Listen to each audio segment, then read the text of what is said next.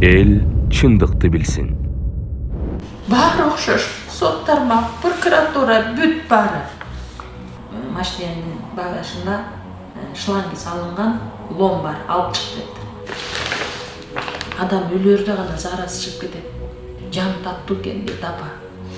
Өзүн жаран ошо жерде жашап атабыз. Мен баламдын укугун мен дагы эле ошо издейт. Тебелектин келбети так тебелешти.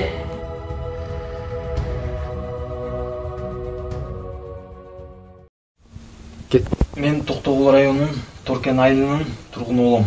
Атым Нурбеков Абжал Аманбердиевич. 05.05.93 болом. Менин себебим кайрылышым, мен апама кайрылып атам. Апа, мени кечирип коюңуз. Мени опер сотрудниктери уруп, бүт акчалар бүт подстава кылып мени кармашты. Мен кылган эмесмин ал нерсени. Ушинтип ушундай болуп калды апа. Жалал Абад УДСынын оперлери. Аттары бирөөзүнүкү Замир, бирөөзүнүкү Акыл, бирөөзүнүкү Максат. Ушу 3 опер урду машина менен салып келип алышып Жалал Абад областынын УДСына. А мен мойнума алдым бардык нерсени. Бардык нерсени айтып жазып бердим. Уруп пакет кийгизишти, бүт мойнума алышка туура келип калды пакет кийгенден кийин. Акыйкатчылар жок, укук коргоочулар жок, прокурорлор жок, эч ким мени чечинтип караган жок. Мен чечинтип өзүм көрсөтүп коюн оперлер урган нерсени. Мына могу жерим. Могу жерим. Артым. Мына артым мондай кылып урушту. Мондай кылып урушту. Да бул ичимде да бар. Ичимде да бар, мондай кылып урушту.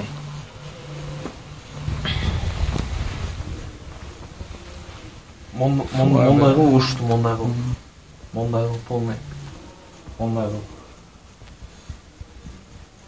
Мынакей.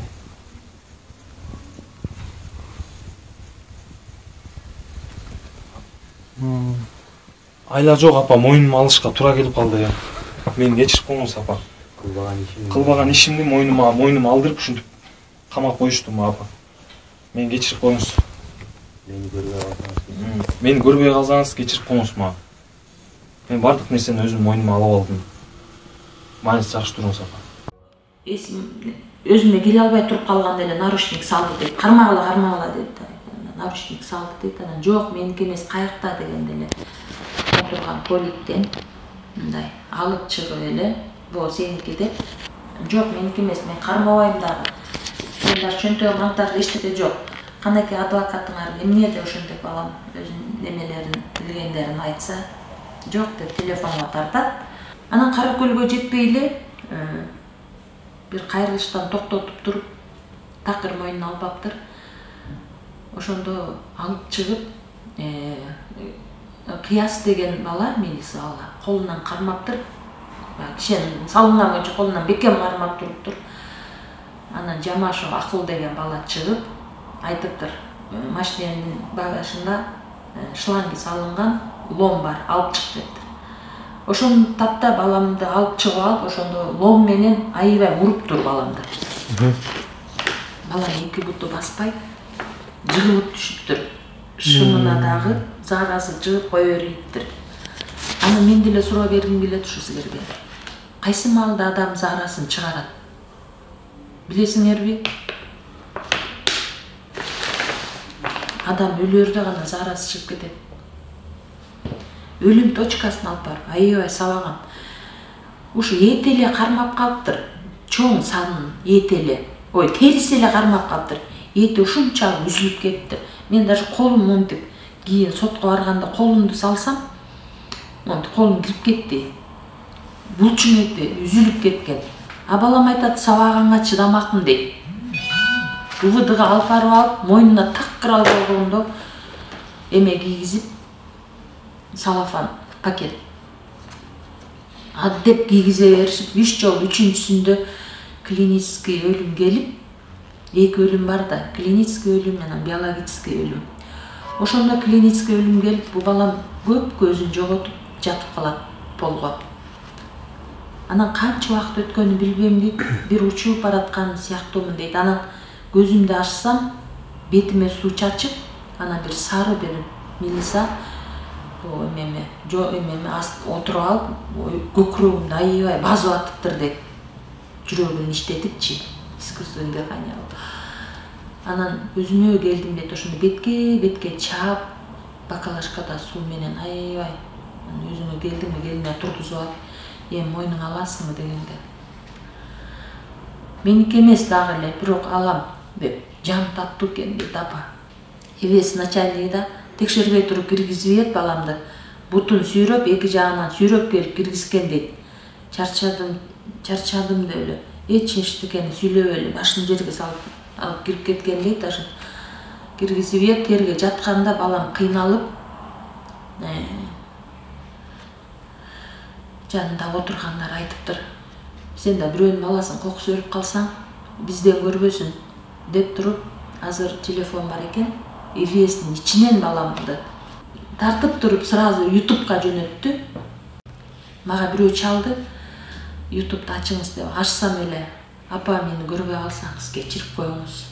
Мен ошентип урду сабады мынакей деп балам чечинип туруп көрсөтүп айтып атат. Балам сый албай, кыйналып аябай. Анан кийин скорый чакыртып, катетер менен сегизишип, жанда ошентип анан кийин кирди.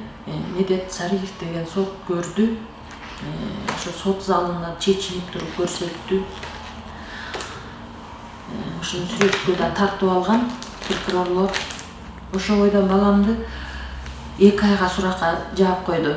Балам суранды. Урматтуу судья, мени көрүңүздөр, мен ушинтип талкалады, мени урду аябай, мен кылбаган ишти уруп атып, башыма кайра пакет кийгизип атып, ушундай кылды. Мойнума алганга туура келип калды, бирок дагы деле мойнума албай, меники эмес алып, алар өздөрүнүкү деди. Ошентип баары бир УВДнын сөзүн сүйлөп балдардын 2 айга камакка жапты. Баламдын ошо акыбалын көрүп туруп, мен айттым, балам өлүп калса ким кепилдик берет, сен бересиңби? Урматтуу судья десем, жок, биякта карайт. Орса скорый чакырат, ушундай нерселерди айтты, орой барай мамиле кылышты. Адвокатым деле ошолор тараптуу экен. Жумабеков чөкө деп коет экен. Сен бу жерден кетип кал деди, уже караңгы кирип калды. Ато УВДнын балдары дагы коркунучтуу балдар, булар өзүм деген балдар, өзүбүз билебиз деген балдар. Кетип калды, кырсык болуп кетпесин деп мени коркутту. Барып Кыргызстанга барып, республикага даттан, арыз жаз, тияка бияка кир деди. Ошентип мен Жалал Абадтын көргө боюна алып келип, адвокатым өзү салыйды. Баларды тергеп, ана прокуратура рухсат берди камаганга. Милисаларды. Канча кишини? 5 баланы. 5 күн камады. Эме болсо, тергөөчү болсо 2 айга деп суранганда, эми өзү тергөө 2 айга деп жабылат экен өзүчө. Анан аларды болсо 2 ай эмес эле 5 күндүн ичинде дагы эле баягы эле коррупцияда карга карганын көзүн чукпайт деп. Алар кызмат үстүндө, кызматынан да бошогон жок. 5 эле күнгө кармап отургузушту. Ошондо дагы 5 күндөн кийин кайра сотту тез аранын ичинде сот кылып туруп, балдарды үй камагына чыгарып үйдө милисаларды. Азыркы күндө алар иштеп атышабы? Алар иштеп атышат. Үй камагында бүгүн мына сот болуптур. Дагы эле сотто мынакей эмеле мен силерге даже угузуп коем азыр. Сотко болсо прокурор келбептир, жактоочусу келбептир, милисалар келбептир. Бири келсе бири келип, анан 30 декабрга жылдырыптыр. Мына өзүңөр деле мындай аябай эстүү акылдуу бар нерсени түшүнгөн журналистсиңер барыңар. Мына дагы эле укук деп эле атап. Өзүн жаран ошол жерде жашап атабыз. Мен баламдын укугун мен дагы эле ошо издейм. Тебелетким келбейт, так тебелешти. Баары окшош, сот тармак, прокуратура, бүт баары. Ошо сиздин балаңыз бул Бишкектен үйүңүзгө барып, үй жумуштарын кылып, жана башкаларды кылып жүргөн кошуналарыңыздын баардыгы көргөн. Анан ошол күнү кечинде дос баласы жалалатка чакырган. Ооба, даже УКМКнын балдары келгенде де кошуналарыман сурашты. Дене бою таза эле, жакшы иштеп атты эле бала. Буту таза жүрдү эле, базы кандай эле деп. Даже кечинде деле кошунабыз келип көрүп учурашкан. Анан айткан, таптаза денеси, бутун сүйрөбөй эле, таяк жебей эле, дене башы көгала болбой эле жүргөн деп. Ошол УКМКнын балдары келип, кайсы жерден урганын, даже үйүнөн кандай жүктөп атканын кошуналардан баарын сурады. Баары таза так чыкты аерден деле. Болгону ошо кечинде балаңыз үйгө кирип жатып, анан эле дос баласы чактырып алып чыгып кеткен экен да. Саат 2:30 звонок чалуулар болуптур. Мен Токтогулга келдим эле кетип атам. Бул жолугуп кетейин. Подставада. Жолугуп кетейин, чыга кал эрте, жүрбөйсүн барып келелик деп машинеге салат дагы кармап берди. Ал бала бүгүнкү күндө мындай ошо соттук териштирүүлөргө катыштыбы? Катышкан жок. Ушул күнгө чейинби? Ушул күнгө чейин. Тергөөчү сураган жокпу аны? Тергөөчү ошо милициялардын УВДнын эле кишилери, тергөөчүсү деле, прокурору, соту деле дагы бир. Жок, ошол мисалы группалашып ошо максаттап атпайсыздарбы? Атычы? Нурик. Ошол Нуриктин фамилиясы могу кагаздардын арасында барбы? Тергөөгө катышкандыгы боюнча ооба мен жолукканбыз жана башка. Ал ошо ал адам жоктойбу? Милицияларга кармап бергенде ал машинеден түшүп кетип эле жок, ошол бойдон безвести пропал. Канча деген эмелер болду. А сиздин адвокатыңыз сурап көрдүбү мындан? Сурап, ошону алып келгиле деп прокурорго дайындалуулар болду, бирок эч алып келе алган жок. Эч алып келген жок. Өзүңүз тааныштырып койсоңуз. Азыр ошо Россия Федерациясында жүрөт экен. Сураштырдык.